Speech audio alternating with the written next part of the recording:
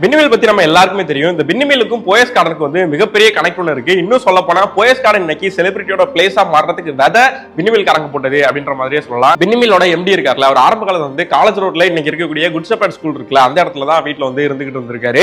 அந்த வீட்டுல இருக்கும்போது ஒரு நாள் அவரை பாம்பு கடிச்சு வந்து போட்டு தள்ளிடுது. இனிமேல் இங்க இருந்தா சேஃப் இல்லைன்னு சொல்லிட்டு வேற எங்க இடம் பார்க்கலாம்னு சொல்லிட்டு தேடிட்டு இருக்கும்போது தான் போயஸ் கார்டன்ல ஒரு வீடு இருக்கு, நல்ல அமைதியான ஏரியா, சூப்பரான இடம்னு சொல்லிட்டு அந்த வீட்டுக்கு வந்து போயிருக்காங்க. அதை சுத்தி 4 வீடுகள்லாம் கட்டி பெரிய பெரிய போஸ்டிங்ல இருக்கிறவங்களுக்கு அந்த போயஸ் கார்டன்ல வந்து வீடுலாம் கொடுக்குறாங்க. 1920களில் வந்து போயஸ் கார்டனை வந்து இவங்க வாங்குறாங்க. வாங்கி அங்கேயே வந்து வசிக்க தொடங்குறாங்க. ஒரு காலத்துக்கு அப்புறமா அங்க போர் அடிச்சது, வேற எங்கேயாவது நம்ம போலாம், இன்னும் பெரிய பிளேஸ்க்கு போலாம்னு சொல்லிட்டு அடையார் பக்கம் வந்து வந்துடுறாங்க. 1960களில் பிளாட் போட்டு விற்கும் போதுதான் இந்த ஜெயலலிதாவோட அம்மா வந்து, ஜெயலலிதா அப்பதான் பெரிய சூப்பர் ஸ்டாரா வந்து வந்துட்டு இருக்காங்க, நிறைய மொழிகள்ல படங்கள்லாம் நடிச்சிட்டு இருக்காங்க. சரி, நம்ம மகளுக்கு வந்து ஏதாவது ஒரு பெரிய வீடு கட்டி கொடுக்கணும், அவன் நல்லா இருக்கணும் அப்படின்ற மாதிரி நினைச்சு இந்த இடத்த வந்து வாங்கி வீடுலாம் கட்ட தொடங்குறாங்க. ஒவ்வொரு விஷயத்தையும் பார்த்து பார்த்து பார்த்து கட்டுறாங்க. ஜெயலலிதாக்கு பிடிச்ச மாதிரி, அவங்க அம்மாவுக்கு பிடிச்ச மாதிரி சொல்லிட்டு நிறைய விஷயங்களை வந்து அந்த வீட்டுக்காகவே பண்றாங்க.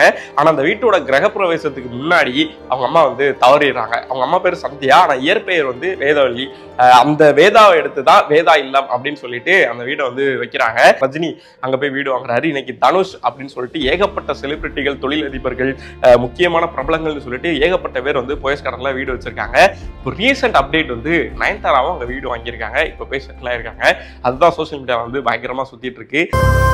தீபஜோதியில் இல்லங்களிலும் உள்ளங்களிலும் பவித்திரம் பரவட்டும்.